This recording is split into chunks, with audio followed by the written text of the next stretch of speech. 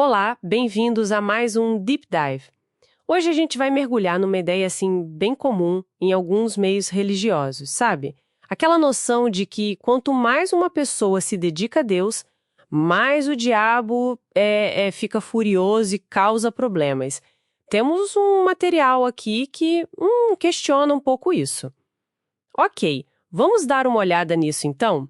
A nossa missão aqui é investigar se essa ligação, devoção igual a mais ataque do diabo, se isso se sustenta mesmo olhando para o que o texto que a gente recebeu argumenta, principalmente com base na Bíblia que ele cita. Olha, é um ponto de partida bem interessante.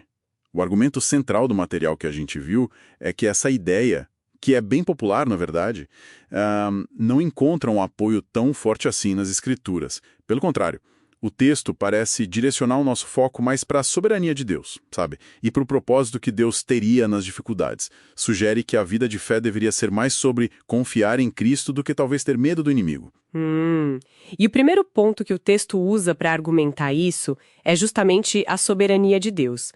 Mas o que isso quer dizer na prática?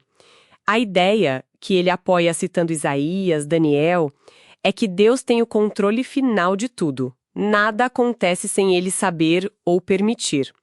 O exemplo clássico que o texto explora é Jó, Nos primeiros capítulos ali, Sim, exatamente. Satanás só pode fazer o que fez com Jó dentro de limites muito específicos que Deus colocou. Isso. Isso, por si só, já, coloca em xeque a ideia de um contra-ataque automático, Do diabo agindo por conta própria só porque alguém se aproximou de Deus. Exatamente. E essa perspectiva da soberania de Deus, ela meio que abre a porta para um segundo ponto que o material levanta que é bem crucial. Como a gente reinterpreta o propósito das provações. O texto cita Tiago, Romanos, para argumentar que as dificuldades, na visão bíblica, elas servem para gerar perseverança, maturidade, caráter, esperança também. Ou seja, são apresentadas como ferramentas, sabe? Ferramentas que Deus pode usar para o nosso crescimento. Isso muda bastante a perspectiva, Muda tudo. Transforma a lente. O que alguém poderia ver só como a vingança do diabo, passa a ser visto como um processo de formação. Um processo permitido ou até orquestrado por Deus para um fim maior. É uma mudança forte mesmo. E o material até usa um exemplo bem conhecido para ilustrar isso. Jesus acalmando a tempestade lá com os discípulos em Lucas. E a leitura que o texto propõe é interessante.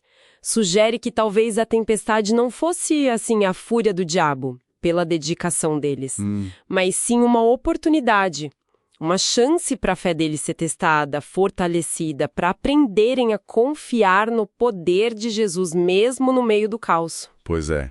O foco muda, Sai da suposta retaliação e vai para a demonstração da autoridade de Cristo sobre qualquer situação. Exato, a autoridade dele sobre tudo. E tem mais um ponto delicado que o material toca, que é o risco da gente atribuir a Satanás o que, na verdade, pode ser uma obra do Espírito Santo, fazendo uma conexão com aquela advertência de Jesus em Mateus sobre a blasfêmia contra o Espírito, Sim. Isso através das lutas, como se fosse só um ataque do inimigo. Que muita diversidade faz parte da vida, Ou faz parte desse processo de amadurecimento que Deus guia. Certo. Então, o que fica disso tudo?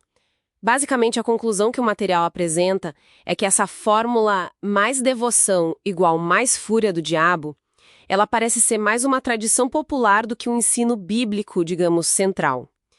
Os pontos que o texto reforça são: o diabo existe sim, ele é ativo, mas está sempre limitado pela soberania de Deus. Ponto 1. Ponto 2. As provações podem ser usadas por Deus para formar nosso caráter. E 3. O que deve guiar a vida cristã é a confiança em Cristo e não o medo do inimigo.